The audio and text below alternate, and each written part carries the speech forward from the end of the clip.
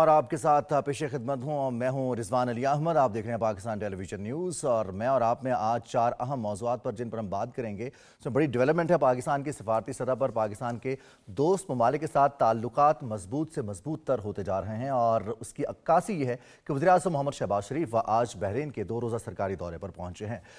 इस पर हम बात करेंगे इस हवाले से, लेकिन सबसे पहले अपने नाज़रीन को हम आगाह करते चलेंगे। पाकिस्तान टेलीविजन की 61वीं सालगिरह आज मनाई जा रही है। रिवायतों का अमीन ये चैनल, ये सिर्फ चैनल नहीं, एक ऐसा इदारा, एक ऐसी दरसगाह बन चुकी है जो कि ना सिर्फ पाकिस्तान का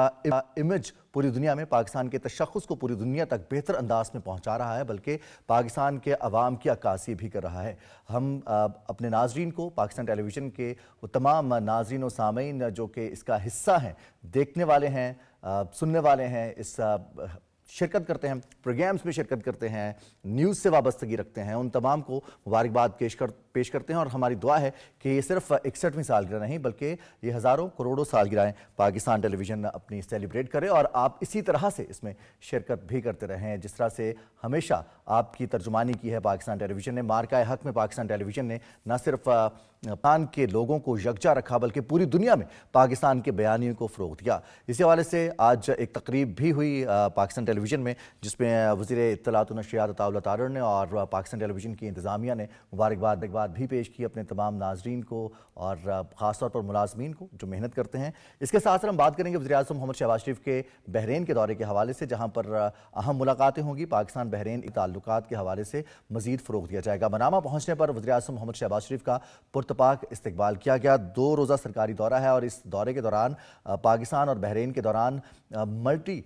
मल्टीपल ऐसे मौजूद हैं जिन पर दस्तखत होंगे, ख़ास तौर पर अफरादी क़ुव्वत के तबादले के हवाले से, तरबियत के हवाले से, इक़्तिसादी ताउन को फ़रोग़ देने के हवाले से। पाकिस्तान की और बहरीन की इक़्तिसादियात इस वक्त किस नहज पर मौजूद हैं और आइंदा 3 सालों में इनको कौन सा हदफ हासिल करना है, किस टारगेट तक लेके जाना है, इस हवाले से भी अपने प्रोग्राम में हम जिक्र करेंगे। साथ ही साथ हम बात करेंगे पाकिस्तान ईरान ताल्लुकात के हवाले से, सिक्योरिटी के मामलात के हवाले से। पाकिस्तान और ईरान ताल्लुकात मार्का हक से पहले और मार्का हक के बाद और फिर ईरान इसराइल जंग के दौरान भी जिस तरह से पाकिस्तान ने तमाम आलमी फोरम्स पर ईरान के हवाले से आवाज़ बुलंद की, उस पर ईरान की जानिब से भरपूर रद्द-ए-अमल भी आया और ईरान ने इसको सराहा भी। फील्ड मार्शल सईद आसिम मुनीर से ईरान के सुप्रीम नेशनल सिक्योरिटी काउंसिल के सेक्रेटरी अली लारिजानी की मुलाकात हुई है और इस मुलाकात में 2 तरफ़ा ताल्लुकात, खित्ते की सिक्योरिटी, खित्ते के मामलात और इसके साथ साथ बैनुल-अक़वामी उमूर के हवाले से भी गुफ्तगू हुई। ना सिर्फ इलाकाई सिक्योरिटी बल्कि पूरे खित्ते के हवाले से बात हुई। साथ ही साथ हम जिक्र करेंगे ख्वाजा मोहम्मद आसिफ वज़ीर दिफा का बयान, जिनका ये कहना है अफगानिस्तान में अगर पाकिस्तान ने कार्रवाई करनी होगी तो पाकिस्तान किसी किस्म की ढकी छुपी कार्रवाई नहीं करेगा। पाकिस्तान भरपूर अंदाज से पाकिस्तान कार्रवाई करेगा और पाकिस्तान ने इससे कबल जो बयानिया बनाया है वो सबूतों के साथ पाकिस्तान ने पूरी दुनिया को आगाह किया है कि किस तरह से अफगान तालिबान रजीम में दहशत गर्दाना कार्रवाइयाँ की जा रही हैं और वहाँ पर मौजूद गिरोह न सिर्फ पाकिस्तान में बल्कि खित्ते के दीगर ममालिक के लिए सिक्योरिटी का एक कंसर्न बन रहे हैं और उस पर पूरी दुनिया का मौक़िफ़ भी पाकिस्तान ने हासिल किया, पाकिस्तान ने दुनिया की तायद हासिल किया है। इसके साथ साथ हम बात करेंगे 9 मुंतखब अरकान कौमी असम्बली से मुस्लिम लीग नून के सदर मोहम्मद नवाज शरीफ के खिताब की, जिन्होंने कहा कि पाकिस्तान तरक्की कर रहा था। 2017 में पाकिस्तान में अमन व अमान क़याम हो चुका था, लेकिन पाकिस्तान के उस सिस्टम को डीरेल किया गया। एक ऐसा तजुर्बा किया गया 2018 के इंतखाबात के बाद जिसने पाकिस्तान को इक़्तिसादी, मुआशरती, मुआशी नुकसानात पहुंचा और पाकिस्तान में गालिम गलोच, अदम बर्दाश्त के कल्चर को फ़रोग़ दिया गया। अब इसका सद्देबाब करने के लिए वफाकी हुकूमत, पंजाब हुकूमत मेहनत कर रही है। उसका क्रेडिट उन्होंने वज़ीर आला पंजाब मरियम नवाज शरीफ को भी दिया और वज़ीर-ए-आज़म मोहम्मद शहबाज शरीफ को न सिर्फ इक़्तिसादी सतह पर, मुआशी सतह पर बल्कि सिफारती सतह पर पाकिस्तान को हासिल होने वाली जो कामयाबियाँ हैं उनका भी उन्होंने जिक्र किया। इन तमाम मौज़ूआत पर हम डिटेल से बात करेंगे। हमारे साथ हमारे पैनलिस्ट शामिल हैं। स्टूडियोज़ में हमें ज्वाइन कर रहे हैं मलिक मंजूर साहब जो कि तज्ज़ियाकार हैं। वीडियो लिंक के ज़रिए हमें ज्वाइन करेंगे डॉक्टर मुनव्वर हुसैन साहब, आप माहिर हैं बैनुल-अक़वामी उमूर के, और साथ साथ हसन खान सीनियर सहाफ़ी हैं, सीनियर तज्ज़ियाकार हैं, आप हमारे साथ मौजूद होंगे। हमारे साथ हसन खान साहब, आपसे हम आगाज़ करेंगे वज़ीर-ए-आज़म मोहम्मद शहबाज शरीफ के बहरीन के दौरे के हवाले से, जहाँ पर इक़्तिसादी ताउन सबसे ज़्यादा अहमियत का हामिल है। $550 मिलियन की इकॉनमी, दोनों ममालिक के दरमियान ट्रेड है $550 मिलियन की। वज़ीर-ए-आज़म मोहम्मद शहबाज शरीफ ने इससे कबल भी इसका जिक्र किया था अपने मुख्तलिफ खिताबात में। उन्होंने ये कहा था कि हम दोस्त ममालिक के साथ अपने तिजारती हजम को बढ़ाना चाहते हैं। अब वहाँ पर जो मुलाकातें होने जा रही हैं बहरीन की क़यादत के साथ, उसमें आइंदा 3 साल में पाकिस्तान और बहरीन के इक्तिसादी ताल्लुकात और तिजारती हजम को $1 अरब तक ले जाने का हदफ मुकर्रर किया गया है। कैसे देख रहे हैं आप वज़ीर आज़म के इस दौरे को? बहुत शुक्रिया। सबसे पहले तो मैं आपको और पाकिस्तान टेलीविज़न के जितने कारकुनान हैं और उनके जो नाज़रीन हैं, जिस तरह आपने शुरू में कहा कि आज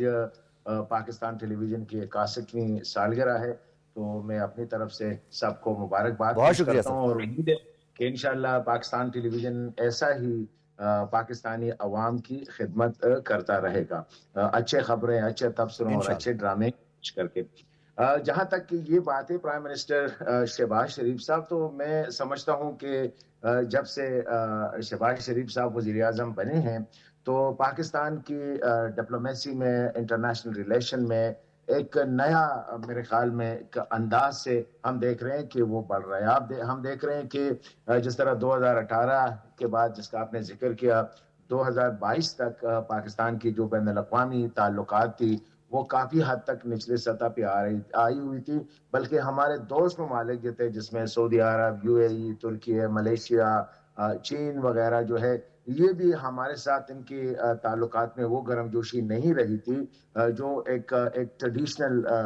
होती आ रही है पाकिस्तान और इन ममालिक के जी। दरमियान। लेकिन जब शहबाज शरीफ साहब ने वो बड़े एक अनऑर्थोडॉक्स तरीके से जो है पर्सनल लेवल पे जाके इन ममालिक के जो सरबराहान हैं, किंग्स है या जो लीडरान है, सदूर है, वज़ीर आज़म है, पर्सनल लेवल पे आप देखिए जहां भी वो जाते हैं तो बड़े एक्टिव नजर आते हैं और साथ ऐसा लग रहा होता है कि वो एक relation, person to person relation भी एस्टैब्लिश करते हैं। और यही वजह है कि हम देख रहे हैं कि गुज़िश्ता चंद सालों में पाकिस्तान का इमेज जो है इंटरनेशनल कम्युनिटी में काफी बेहतर हुआ है, और स्पेशली मारे के हक के बाद। और इंडिया ने तो काफी कोशिश की कि दुनिया को बताए कि ये जंग जो है पाकिस्तान नहीं जीती है, लेकिन चंद दिन पहले जब यूएस कांग्रेस में वो रिपोर्ट तो पेश वसीम की साहब, वो गई, तो कहते हैं ना, मेरे झूठ के पांव नहीं होते, और वो पांव इस तरह से नहीं है कि आलमी सतह पर हर जगह पर हजीमत का सामना भी उन्हें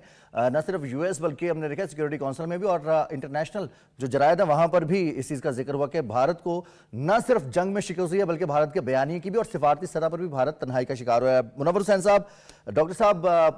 1,50,000 के करीब ऐसे पाकिस्तानी हैं जो बहरीन में मौजूद हैं और अफरादी कुव्वत का तबादला होता है। अब वज़ीर आज़म मोहम्मद शहबाज शरीफ ने इस ख्वाहिश का इजहार किया और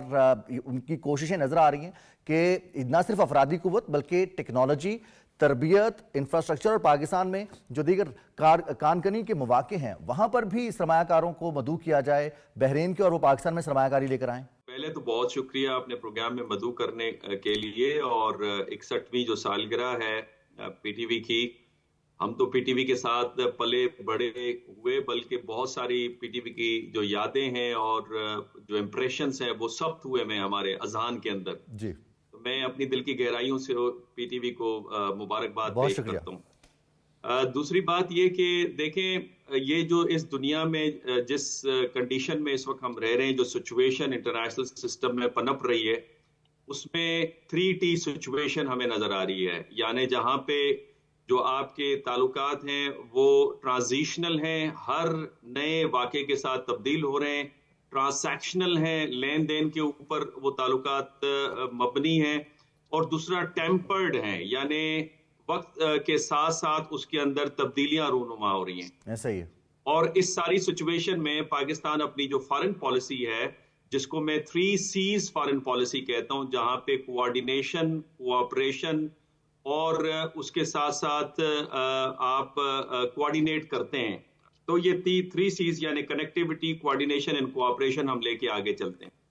ये उसी का नतीजा है कि हमारी मिडिल ईस्टर्न कंट्रीज के साथ जो ताल्लुकात हैं उसके अंदर गहराई पाई जाती है। और जहां तक बहरीन का ताल्लुक है, तो सकाफती लिहाज से, तारीखी लिहाज से हमारे गहरे ताल्लुकात हैं। मिसाल के तौर पे जब से बहरीन वजूद में आया अक्टूबर 1971 से, तो पाकिस्तान उन पहले ममालिक में से था जिसने बहरीन को तस्लीम किया।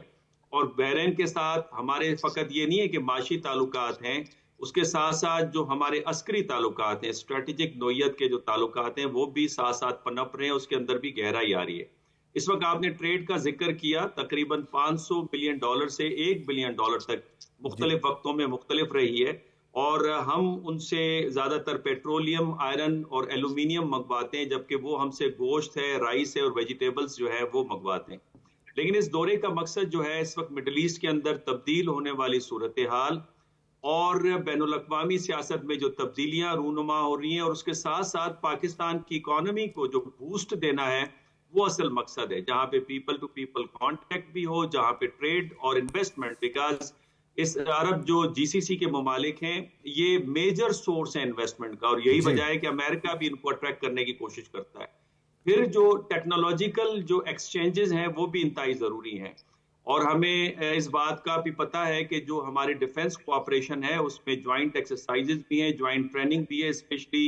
जो आपकी PAF है, सिविल एविएशन है, वो ट्रेनिंग प्रोवाइड करती है। तो मैं समझता हूँ कि ये वो सारे मुख्तलिफ जहतें हैं जिसकी वजह से हमारा आपस के अंदर ताउन और हमारी कोऑर्डिनेशन जो है वो रहती है और वो आगे भी चलेगी, बिकॉज बहरीन और पाकिस्तान के दरमियान में जो ताउन है वो सिक्योरिटी के पर्सपेक्टिव में अगर देखें तो नार्कोटिक्स के खिलाफ, टेररिज्म के खिलाफ, बॉर्डर सिक्योरिटी के खिलाफ हम एक दूसरे के साथ ताउन करते हैं और उनकी जो सिक्योरिटी फोर्सेज हैं उनमें पाकिस्तान का एक कलीदी किरदार है। जी बिल्कुल, मैं इसी तरफ आ रहा था और ये आपने मेरे अल्फाज जो हैं वो मेरे मुंह की बात छीन लिया आपने कि पाकिस्तान के बहुत सारे ऐसे हीरोज हैं जो परफॉर्म कर रहे हैं, जो अपनी ड्यूटी सर अंजाम दे रहे हैं और बहरीन के मुख्तलिफ शोबों में वो किरदार अदा कर रहे हैं और इसको तस्लीम किया बहरीन की क़यादत ने कि पाकिस्तानी कम्युनिटी का एक बड़ा किरदार है बहरीन की तरक्की में और उसको सराहते भी हैं। अफरादी क़ुव्वत की फ्राहमी के हवाले से भी वज़ीर आज़म ने अपने अज़्म का इज़हार किया है कि ये अफरादी क़ुव्वत की फ्राहमी, ट्रेंड अफरादी क़ुव्वत की फ्राहमी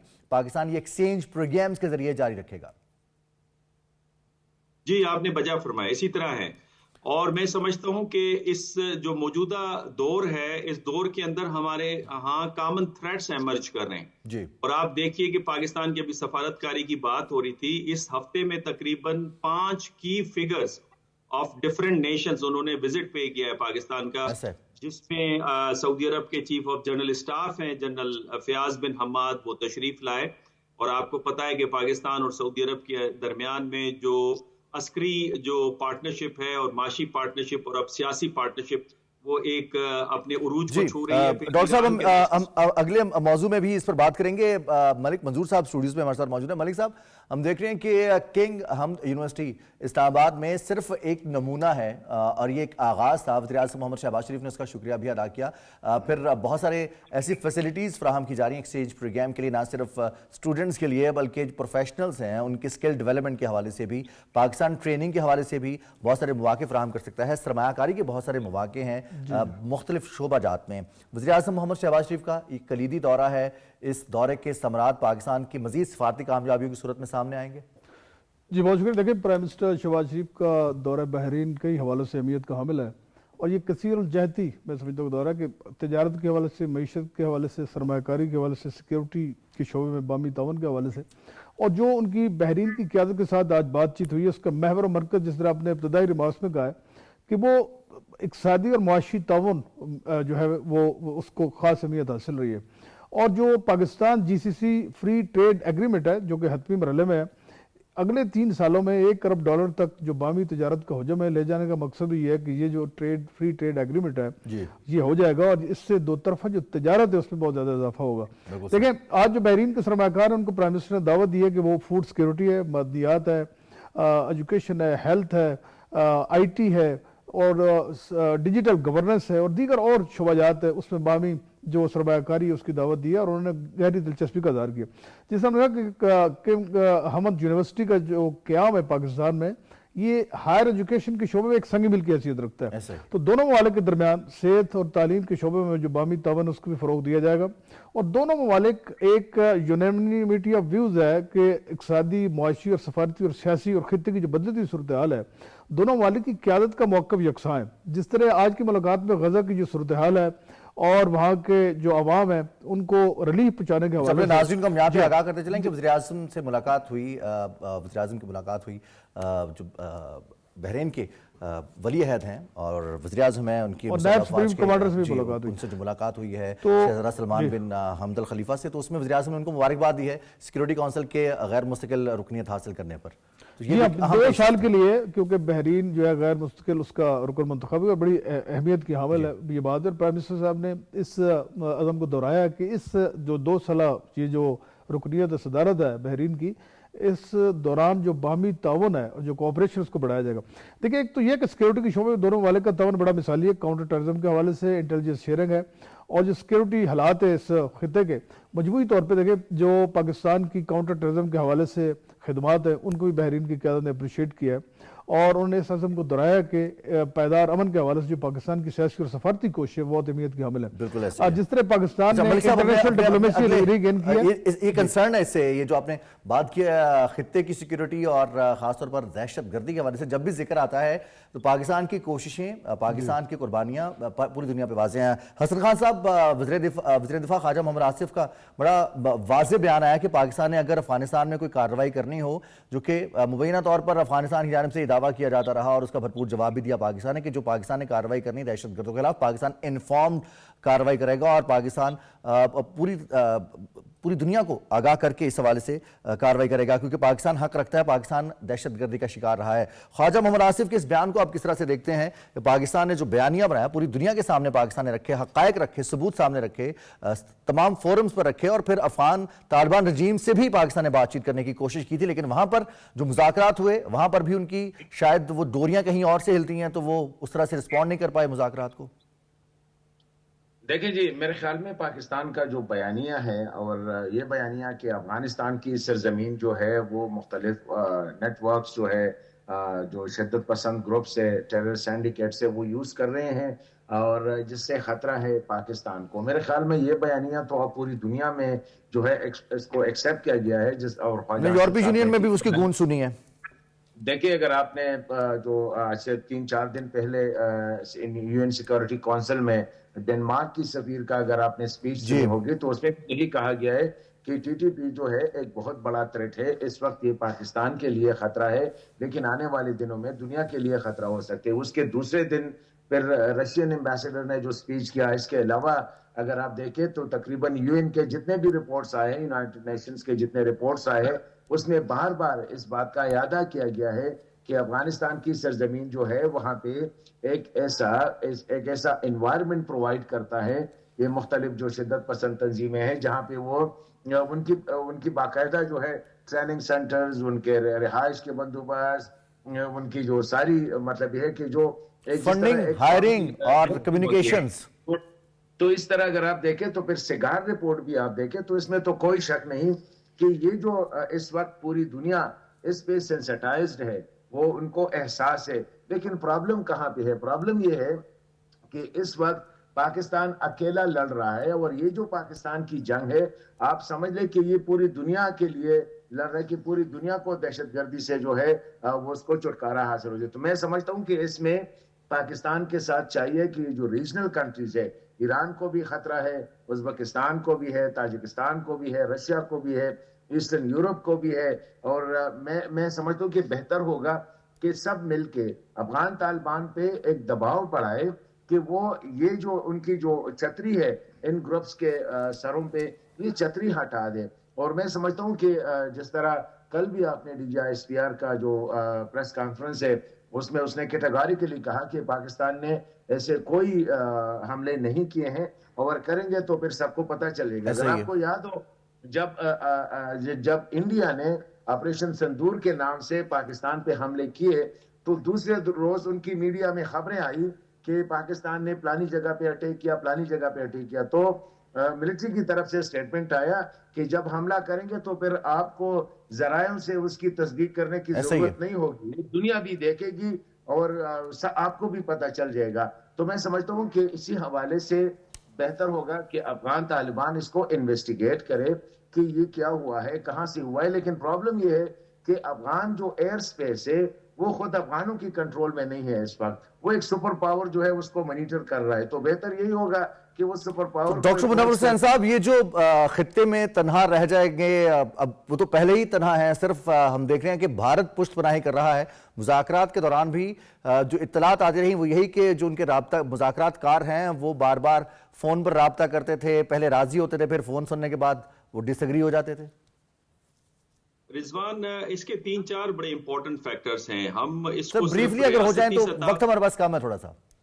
जी, मैं ये कह रहा हूं कि जो पाकिस्तान की मीना रीजन के अंदर जो बढ़ती हुई अहमियत है, उसकी वजह से आपको एक नेक्सस नजर आता है इजराइल, भारत और अफगानिस्तान का। जी, मेरा दूसरा पॉइंट ये है कि जो ट्रेंड है अफगानिस्तान में, वो मर्सनरी ट्रेंड आपको नजर आता है।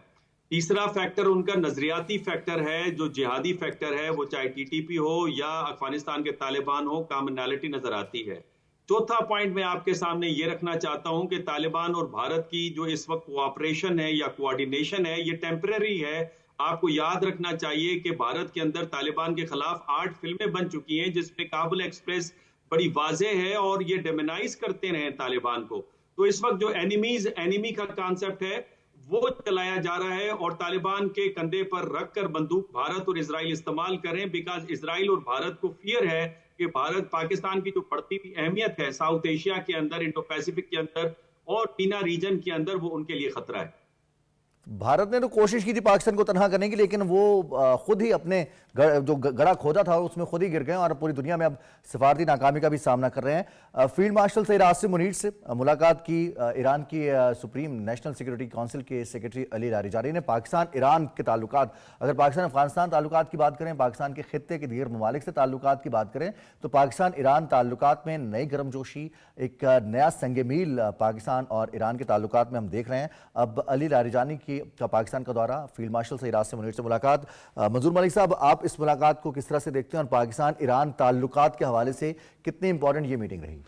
देखिए रिजवान साहब, खित्ते की गैर मामूली सूरत हाल में ये मुलाकात और ये उनका जो इंटरेक्शन हुआ है बहुत सियासी सफारती अहमियत का हामिल है। ईरान हमारा हमसाया मुल्क है और यहाँ जो दहशतगर्दी और इंतहा पसंदी की जो बढ़ती खतरात है, सिक्योरिटी के शोबे में जो ताउन है, इस मुलाकात के नतीजे में से इंटरेक्शन के नतीजे में ये भी फैसला किया कि सरहद के अतराफ जो दहशतगर्द है उनके खिलाफ मुश्तरका कार्रवाइयाँ जो है वो की जाएगी और इन कोशिशों को आगे बढ़ाया जाएगा, क्योंकि इंटेलिजेंस शेयरिंग और जो काउंटर टेररिज्म स्ट्रेटजी है पाकिस्तान की, इस हवाले से ईरान ने मुकम्मल ताउन का यकीन दिलाया। और हालिया आप देख लें कि जब जो जंग हुई ईरान और इसराइल ने जब जारियत मुसलत की, पाकिस्तान का बड़ा ज़बरदस्त किरदार रहा सियासी और सफारती हवाले से। और ईरानी सदर ने और ईरानी क़यादत ने और ईरानी अवाम ने पाकिस्तान की जो कोशिश है, वहाँ पाकिस्तान जिंदाबाद के नारे गए पार्लियामेंट में, तो मैं समझता हूँ कि पाकिस्तान का इंतहाई रिकन्सिलेशन को एक बहुत ही ज़बरदस्त एक डिप्लोमेटिक पाकिस्तान की एफर्ट हुई है, जिसको एक्नॉलेज किया पूरी ईरानी लीडरशिप ने। तो मैं समझता हूँ कि ईरान और पाकिस्तान के जो ताल्लुकात एक नए दौर में दाखिल हो गए और ये दोनों ताल्लुकात जो है बाहमी इत्तमाद और एक म्यूचुअल जो एक रिस्पेक्ट और जो डिग्निटी और ऑनर है उस पर मबनी है। आने वाले दिनों में मैं समझता हूँ कि सिक्योरिटी के शोबे में, डिफेंस के शोबे और दीगर मामलात में ये जो दो तरफा ताउन है इसमें मजीद इजाफा होगा। और इस वक्त जो हमें चैलेंजेस सिक्योरिटी के हवाले से दरपेश है उससे निपटने के हवाले से मैं समझता हूँ कि ईरान और पाकिस्तान दोनों एक पेज पर हैं। हसन खान साहब, आपका योर टेक ऑन दिस, जो मीटिंग हुई है और खासतौर पर पाकिस्तान ईरान ताल्लुकात में एक नई गर्मजोशी, ताल्लुकात तो पहले से मौजूद थे लेकिन हम एक नई जहद देख रहे हैं। देखिए, जब ये अली लारिजानी साहब तेहरान से सफर पे रवाना हो रहे थे तो तेहरान एयरपोर्ट पे उसने एक स्टेटमेंट दिया था। वो स्टेटमेंट यही था कि पाकिस्तान के साथ जो है हमारे जो ताल्लुकात है वो 12 जो तकरीबन 12 दिन की जो लड़ाई हुई थी इजराइल के साथ, उस पाकिस्तान का जो किरदार रहा है वो कभी हम भुला नहीं सकते। तो इसका मतलब ये है कि पाकिस्तान और अफगानिस्तान के दरमियान जो टेंशन है, ईरान अब कोशिश कर रहा है कि वही किरदार अदा करे जो पाकिस्तान ने ईरान के लिए जो किरदार अदा किया था और जिसपे पूरी ईरानी कौम जो थी वो पाकिस्तान की शुक्रगुजार थी। अगर आपको याद हो, ईरानी पार्लियामेंट में पाकिस्तान जिंदाबाद के नारे जो है वो लगाए गए थे। तो मैं समझता हूँ कि ईरान पहले दिन से जरा खामोशी से, पहले अब्बास अरागची साहब ने अफगान हुक्काम से बात की, उसके बाद उसने मॉस्को में ईरानी जो रशियन फॉरेन मिनिस्टर है उनसे बात की। तो इसका मतलब यह है कि ईरान इंगेज है। अब वो पाकिस्तान आए हुए, नेशनल सिक्योरिटी एडवाइजर है। पाकिस्तान में उनकी मुलाकातें आपको पता है फील्ड मार्शल साहब से हुई, फॉरेन ऑफिस में हुई, प्रेसिडेंट से हुई। तो ये एक बड़ा उसका एक है। हसन खान साहब, थोड़ा सा कुछ डिस्टॉर्शन है, हम आपको कंटिन्यू करेंगे। डॉक्टर मुनव्वर हुसैन साहब, तमाम स्टेक होल्डर्स को ऑन बोर्ड लिया पाकिस्तान ने भी, और अब ईरान की जानिब से भी कुछ कोशिशें हो रही हैं, तो ये इस मुलाकात की अहमियत को आप कैसे बयान करेंगे? फील्ड मार्शल सैयद आसिम मुनीर से मुलाकात और ईरान के नेशनल सिक्योरिटी के सेक्रेटरी अली लारिजानी की मुलाकात। देखिए, बात असल में यह है कि इस मल्टीपोलर उभरती हुई दुनिया के अंदर आपको मल्टीलैटरल कोऑपरेशन चाहिए जी। और जो बिहेवियर है, जिसको मैं रोग बिहेवियर कहता हूं, चाहे वो इजराइल का है या भारत का है, उसने खित्ते के अंदर ये एक रियलाइजेशन दे दी है कि अब हमें एक दूसरे के साथ ताउन करना होगा और अपने इख्तलाफात को पसे पुश डालना होगा। इस वक्त चाहे ईरान है या गल्फ के दूसरे ममालिक हैं या फिर पाकिस्तान है, इन दोनों को दो सीरियस चैलेंजेस दरकार हैं। एक चैलेंज अफगानिस्तान से आ रहा है। अगर अफगानिस्तान डिस्टेबलाइज होता है तो इसका जो नुकसान है वो ईरान को भी होगा, पाकिस्तान को भी होगा, चाइना, सेंट्रल एशिया, हत्ता के सऊदी अरब, तुर्की और कतर और बहरीन, इन सारे ममालिक को होगा। और वो चाहते हैं कि अफगानिस्तान के अंदर जो इस वक्त कशीदगी है उसको किसी तरीके से कम किया जाए। और दूसरा बड़ा चैलेंज इस वक्त इजराइल है, जो मिडल ईस्ट के अंदर इंस्टेबिलिटी का मेजर सोर्स बना हुआ है। आप देखते हैं कभी लबनान पे हमला करता है, गजा पे हमला करता है, सीरिया में बगैर बुलाए वहां पे चले जाते हैं, दौरा करना शुरू कर देते हैं, और विद इन 6 मंथ्स आपने देखा कि 7 की मुस्लिम कंट्रीज पे उन्होंने हमला किया। तो ये दो सीरियस चैलेंजेस हैं। इन दो सीरियस चैलेंजेस को किस तरह से टैकल किया जाए, और फिर इससे बढ़कर जो ग्लोबल पॉलिटिक्स में एक आपको शिफ्ट नजर आ रही है, जिसमें middle range parts like Pakistan, Saudi Arab, Iran, Turkey, Indonesia, ये वो ममालिक हैं जहां पे वो समझते हैं कि अपने अपने खित्ते में अहम रोल अदा करने के लिए उन्हें एक दूसरे के साथ ताउन करना होगा। और 70 साल पहले जो प्रेसिडेंट सुकार्नो ने जिसकी बुनियाद रखी थी ग्लोबल साउथ की, अब वो उसका नतीजा हमारे सामने आ रहा है और ग्लोबल साउथ राइज कर रहा है, और मिडिल रेंज पार्स जो हैं उसमें कलीदी किरदार अदा करेंगे, और जिसके पलड़े में जाएंगे वो पलड़ा भारी होगा। और अफगानिस्तान के हवाले से आपने बात की, तो जो अभी तक हालात हैं अफगानिस्तान में, वहाँ इंसानी हुकूक की जो सूरत हाल है, उसके बाद तो डिस्टेबल तो अफगानिस्तान नजर आ रहा है। बुनियादी हुकूक और ख़ासतौर पर लोगों के लिए बुनियादी ज़रूरियात की फराहमी एक बहुत बड़ा चैलेंज बना हुआ है। फिर उसके बाद दहशत गर्दी एक बड़ा, अब दुनिया को इससे खतरा महसूस हो रहा है। अगले मौजू की जानिब बढ़ते हैं हम, और हम बात करेंगे मुस्लिम लीग नून के सदर मोहम्मद नवाज शरीफ ने आज खिताब किया है 9 मुंतखब अरकान पार्लियामेंट से। ज़िमनी इंतखाबात में मुस्लिम लीग नून ने जिस तरह से क्लीन स्वीप कामयाबी अपने नाम की, और न सिर्फ सूबाई बल्कि कौमी असम्बली के हल्कों में भी। मलिक साहब, साबिक वज़ीर आज़म मोहम्मद नवाज शरीफ मुस्लिम लीग नून के सदर हैं, उन्होंने जिस तरह से सताइश की वज़ीर आज़म मोहम्मद शहबाज शरीफ की कामयाबियों की और वज़ीर आला पंजाब मरियम नवाज़ की पाकिस्तान की कामयाबियों का उन्होंने जिक्र किया, और फिर थोड़ा सा माजी का भी जिक्र किया कि पाकिस्तान में जिस कल्चर को फ़रोग़ दिया गया उसके असरात कम करने में और भी मेहनत चाहिए हमें। जी, मैं समझता हूँ कि ये हालिया ज़िमनी इंतखाबात में जो मुस्लिम लीग नून के उम्मीदवारों की कामयाबी है, उससे एक तो ये लग रहा है कि जो मौजूदा हुकूमत की कारगुजारी है, उनकी जो इक़्तिसादी, मुआशी और इकनॉमिक और डिफेंस फ्रंट पर जो अचीवमेंट है रिमार्केबल रही है। और मौजूदा हुकूमत, ये मुस्लिम लीग नून का जो बयानी इंतखाबी बयानी है, उसको बेसिकल अवाम ने बाई किया है। तो ये तमाम जो समरात है इक़्तिसादी और मुआशी तरक्की के, इन्वेस्टमेंट के और बैन अवी सतह पर पाकिस्तान ने जो अचीवमेंट हासिल किए, तो उसके नतीजे में मैं समझता हूँ कि जो वोटर है, जो सपोर्टर है, उनका एक बार फिर जो है वो उन्होंने एतमाद का इज़हार किया। देखिए, जो साबिक वज़ीर-ए-आज़म मियां नवाज शरीफ हमारी पाकिस्तान की कौमी सियासत में उनका अहम तरीन किरदार रहा है, और उनके अदवार में हमने देखा है जो इक़्तिसादी और मुआशी इंफ्रास्ट्रक्चर जो डेवलपमेंट हुई है, जो इस्लाहात उन्होंने मुतरफ़ करवाई हैं, और जो तरक्की का सफ़र जो उन्होंने शुरू किया था उसको डी रेल किया गया 2018 में, जिस तरह आपने कहा, और उसी सफ़र को ज़ाहिर है कि अब मियां शहबाज शरीफ साहब ने जारी रखा हुआ है। तो उनका जो विजन है इक़्तिसादी और मुआशी तरक्की के हवाले से, आप देख सकते हैं पाकिस्तान में जो मोटरवेज़ की तामीर है, जो हाईवेज़ बने हैं, जो कनेक्टिविटी उस दौर में हुई है, उसके नतीजे में हम समझते हैं कि जो पाकिस्तान के इक़्तिसादी और तजारती महाज पर बहुत ज़्यादा कामयाबी हासिल की है। और उसके नतीजे में हमने देखा है कि इक़्तिसादी और मुआशी जो बहाली का सफ़र है, ये मौजूदा हुकूमत के दौर में अपने बिल्कुल एक राइट डायरेक्शन में जारी है। उसकी वजह यह है जिक्र किया बहुत सारे शोबों में पाकिस्तान मुआशी तौर पर टेक ऑफ कर चुका है और अब इसको मुस्तहकम करना है। हमारे तीनों मेहमानों का बहुत बहुत शुक्रिया, डॉक्टर मुनव्वर हुसैन साहब, हसन खान साहब आपका और मलिक मंजूर साहब आपके बहुत बहुत शुक्रिया। जिन मौज़ूआत पर आज हमने प्रोग्राम में बात की, उम्मीद है आपको ये मौज़ूआत भी पसंद आए होंगे और इस पर हासिल होने वाली जो सैर हासिल गुफ्तगू है उस पर जो नताइज हैं उससे आपको अखज़ करने में पाकिस्तान का मुस्तकबिल, पाकिस्तान की ना सिर्फ मुआशी बल्कि पाकिस्तान की सिफारती कामयाबियों के हवाले से जो पेशरफ्त हो रही है, पाकिस्तान टेलीविजन न्यूज़ आपको इससे आगाह रखे हुए। अपने मेज़बान रिजवान अली अहमद को इजाज़त दीजिए। अपना बहुत सारा ख्याल रखिएगा। अल्लाह निगहबान।